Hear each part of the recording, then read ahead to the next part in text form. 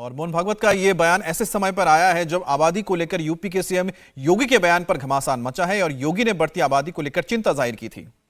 उन्होंने ये कहा था कि कहीं ऐसा ना हो कि देश के मूल निवासियों की आबादी ही कम पड़ जाए।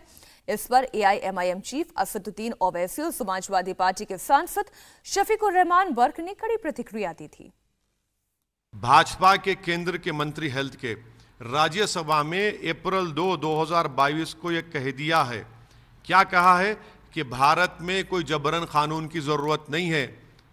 सुप्रीम कोर्ट में 2020 में एफिडेविट दिया गया। क्या उत्तर प्रदेश और भाजपा के लोगों को नहीं मालूम कि सेक्स रेशियो मुसलमानों का कितना है? बताइए। बड़ा है, 936 to 9, इंप्रूवमेंट है 930 to 951।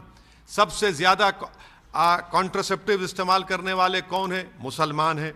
और आप ये बताइए कि मुसलमानों का जो टीएफआर रेट 2015-16 में 2.6 था, वो गिरकर 2.3 हो चुका है।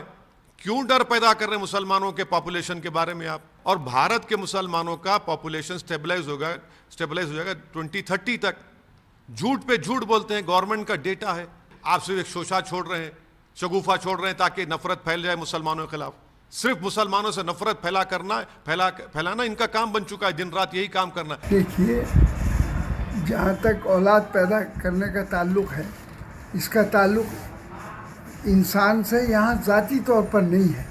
इसका भी अल्लाह से ताल्लुक़ है, अल्लाह ताला से। अल्लाह ताला जो बच्चा पैदा करता है उसके लिए उसका रिस्क साथ में भेजता है उसका। लेकिन इसके बावजूद भी अगर मतलब ये कि इस गवर्नमेंट कानून लाना चाहती है तो कानून लाने की बजाय गवर्नमेंट तालीम पर जोर दे और तालीम के सिलसिले में पूरी यानी पब्लिक के लिए, चाहे गरीब आदमी हो, छोटा हो, बड़ा हो, तो बहरहाल उसका माकूल इंतज़ाम करे।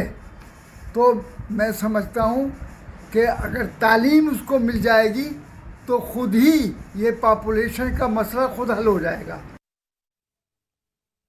अब आपको मुख्यमंत्री योगी आदित्यनाथ का वो बयान भी सुनाते हैं जिसके बाद पूरे विवाद की शुरुआत हुई। जब हम परिवार नियोजन की बात और जनसंख्या स्त्रीकरण की बात करते हैं तो हमें इस बात को ध्यान में रखना होगा कि जनसंख्या नियंत्रण का कार्यक्रम सफलतापूर्वक आगे बढ़े, लेकिन जनसांख्यिकी असंतुलन की स्थिति भी न पैदा होने का है। ऐसा नहीं कि किसी वर्ग की आबादी बढ़ने की स्पीड, उनका प्रतिशत ज्यादा हो और कुछ जो मूल निवासी हो उन लोगों की आबादी के स्त्रीकरण में हम लोग जागरूकता के माध्यम से, इन्फोर्समेंट के माध्यम से उसको नियंत्रित करके जनसंख्या संतुलन की स्थिति पैदा करें। और यह एक चिंता का विषय है हर एक उस देश के लिए जहां पे जनसंख्या संतुलन की स्थिति पैदा होती है, जनसांख्यिकीय संतुलन की स्थिति पैदा होती है। रिलीजियस डेमोक्रेसी पर इसका विपरीत असर पड़ता है। फिर वहां पर एक समय के बाद अव्यवस्था और अराजकता जन्म लेने लगती है। और इसलिए जब हम लोग जनसंख्या स्त्रीकरण की बात करें तो समान रूप से समाज में प्रत्येक जाति, मत, मजहब, क्षेत्र, भाषा, इन सब से ऊपर उठ करके समान रूप से जागरूकता के व्यापक कार्यक्रम को इसके साथ जोड़े जाने की आवश्यकता है। इंडिया टीवी हर वक्त हर जगह डाउनलोड करने के लिए सर्च करें India TV news Google play store या ऐप स्टोर पर।